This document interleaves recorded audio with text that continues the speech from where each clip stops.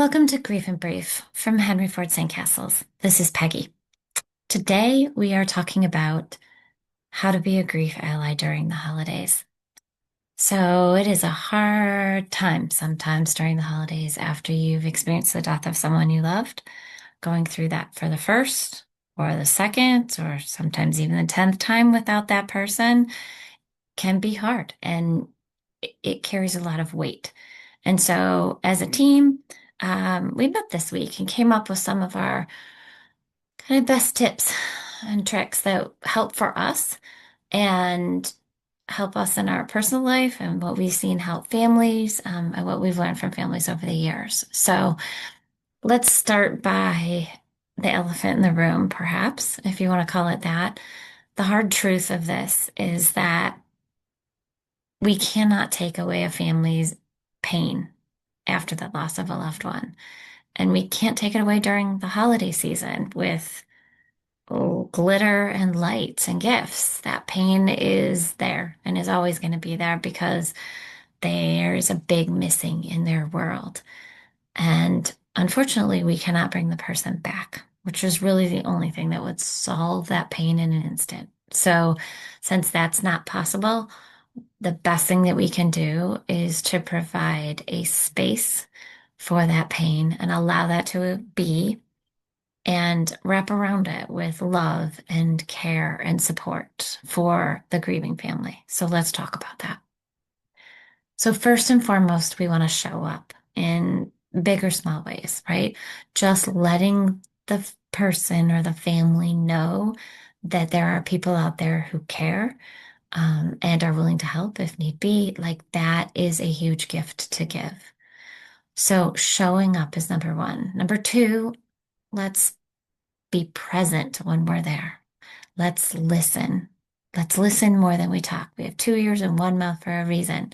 So let's listen to what it is that they need. Let listen to what they're going through. Not feel a need to give advice, not feel a need to interpret what's happening, not feel a need to give feedback unless it's asked for.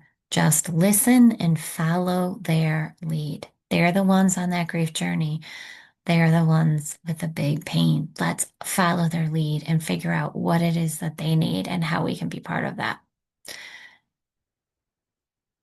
Processing that grief, working through all those emotions and the thoughts that that's the grief journey. So allowing for that space is huge. So being the good listener, that's a true gift. So let's practice that. And how do you show up? Like, right? It can come in a lot of different forms. It could even be a quick text message. Maybe you just send a caring thought. Not necessarily a question that they have to answer, like, how are you today? Then they are like, oh, I have to answer that, and maybe I don't have the energy to answer that. Like, the thought is kind, but it also then they need to reciprocate. So maybe switch that into a statement like, hey, I was just thinking about you, and I just wanted to send you love and strength for today. Or I'm just checking in today and put a little heart emoji, just saying hi. So I'm thinking about you. And maybe if you want to talk, I'm free for the next hour. And if not, no problem. We'll connect later. I just wanted to send love to you today and let it be. I think the best gift that you can give is to be there for them and to just listen when they want to talk. So another great way is simple and it involves a pen and a pencil and a note card or a card of some sort. Send them a note, send them a greeting card. Let them know you're thinking about them. It's fun to get mail, in the middle of the day, and it's something very concrete in your hands.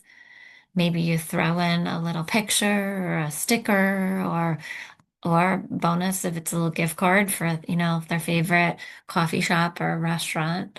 Whatever you can do is going to be appreciated. And if you want it to be bigger, send them flowers or cookies or a pie or something like that. Those things will always bring a smile. It's just another way to remind them that they're not alone and that you care. You can drop off meals, right? So, let them know, check in on them, maybe something that they can freeze for later if need be. Um, So lots of ideas. As far as get-togethers, so many holiday parties and gatherings. So it is wonderful to invite people. And it's also wonderful to give them the out, right? So what we tell families is plan what you think you might be able to do and know that if you need to leave, you need to leave, right? Or if you need to maybe 5 minutes before decide you're not going to go, then that's okay too. Or maybe you're going to show up an hour late. That's okay too, right? So give them the space to make the choices that they need to. That is a great gift, right? And maybe they just want to spend the holiday at home watching movies. Or maybe they want to be with people and be at a party. Give them space to figure it out and offer, invite, give options and expect nothing in return. Just be happy with whatever happens. You can also give some hands-on help. So, one suggestion always is in lieu of making the statement of, if you need anything, let me know, which, I have said to people and people told me when I've had a death, um, the care is there and I know that intent is always there, but I've never seen anyone actually like step up and actually do that. It's hard to call and you don't want to, especially during the holiday season, you don't want to like add something to someone else's plate. So they may not ever take you up on that. But you can phrase that differently. You can say, hey, I'm free on Friday and I can drop off groceries. Or I can send dinner that day. Or you can say, hey, I'm at Target. What do you need? I'm going to pick it up right now. I'll drop it off in 20 minutes. Or I'm at the grocery store or wherever.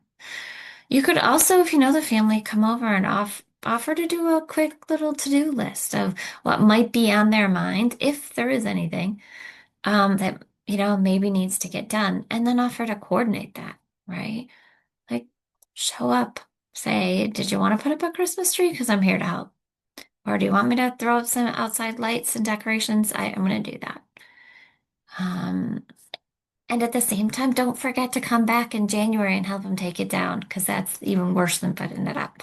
That's that's harder. So show up for the taking down too. I think you can also, if they want help shopping with gifts, maybe offer that.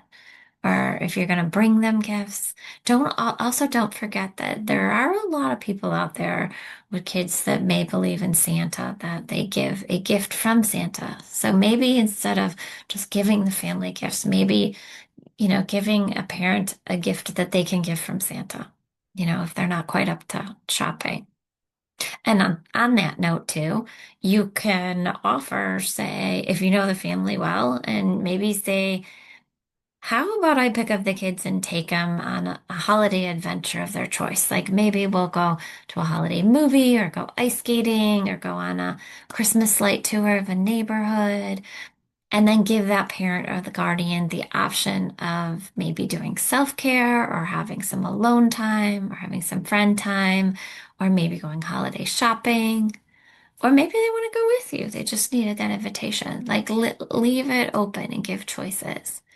It gives them a chance to have some time alone if they need it or to work on things that they need to do. You can come over and watch movie with the kids at the house while they have some free time too, and bring dinner perhaps. Um, or maybe that adult just even needs an adult night out, and maybe you have to hire a babysitter, and you take that adult out or take that adult shopping.